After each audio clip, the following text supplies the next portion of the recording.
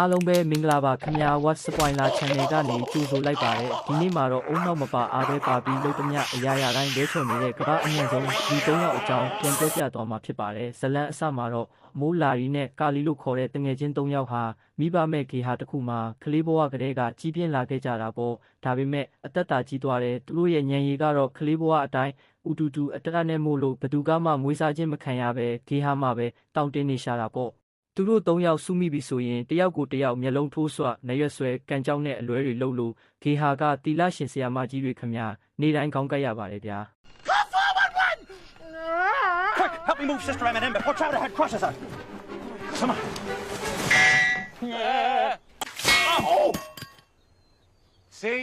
I told you there's too much iron in the water. Speak to ဒါပေမဲ့တနေ့မှာတော့သူတို့ချစ်ရတဲ့မိဘမဲ့ဂေဟာကြီးဟာအကျွေးတွေတင်ပြီးပိတ်ပြရတော့မဲ့အနေရနဲ့ကြုံလာရပါတယ်ဂေဟာကိုကယ်တင်ဖို့အတွက်ရက်ပေါင်း30အတွင်းဒေါ်လာ8သိန်းခွဲကျော်အမြန်ဆုံးလိုအပ်တာပေါ့ဒါကြောင့်ဒီညမရှိအရှိတဲ့လူ3ယောက်ဟာငွေအမြန်ရဖို့အတွက်မြို့ကြီးပေါ်ကိုပထမဆုံးအကြိမ်စွန့်စွန့်ဆားဆားထွက်လာကြပါတော့တယ်မြို့ပေါ်ရောက်တော့အလုတ်ကင်မရှိတဲ့သူတို့3ယောက်ဟာပတ်စံရဖို့အတွက်လမ်းဘေးမှာအဆောက်အဦဆေးတုပ်တာခြံဆောင်တာစတဲ့အလုပ်တွေကိုကမှုရှုထိုးလိုက်လုပ်ကြပေမဲ့တွားလေရမှာအလွဲတွေပဲလှုပ်လို့တထေးတွေကတမျက်စိနဲ့ဝိုင်းမောင်းထုတ်တာပဲကြုံရရှာဒီလိုနဲ့လမ်းပြောက်နေတဲ့အချိန်မှာသူတို့စီကိုလောဘကြီးပြီးရက်ဆက်တဲ့လိုင်းဒီယာဆိုတဲ့မိန်းမယုတ်ကြီးတယောက်ရောက်လာပါတယ်သူမကပတ်စံအများကြီးပေးပြီးတေလူမျိုးပါဖြစ်နေတဲ့သူမရဲ့လင်းယောက်ျားကိုခေါင်းနဲ့ဖိပြီးတက်ပေးဖို့ဒီလူအူတူတူ၃ယောက်ကိုလာရောက်ငားရမ်းတာပေါ့သူတို့ဟာလွဲမစွာနားလည်ပြီးအလုပ်ကိုလက်ခံလိုက်ကြပါတယ်ဗျာတကယ်လက်တွေ့မှာတော့သူတို့ဟာလူတက်ဖို့ညံစင်ရင်းနဲ့လင်းယောက်ျားဖြစ်သူကိုကားနဲ့တိုက်မိတာစတဲ့ဟာတာအလွဲပေါင်းစုံနဲ့တစ်မျိုးလုံးပတ်မှုပါတော့တယ်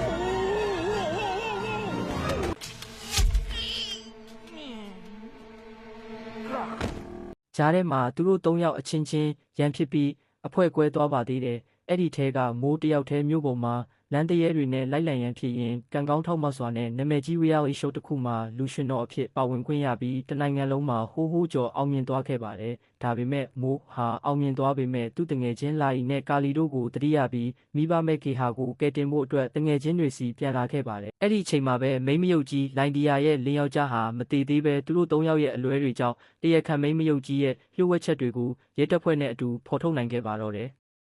Not to ruin the party. Yes, after all, it is my anniversary. Ouch.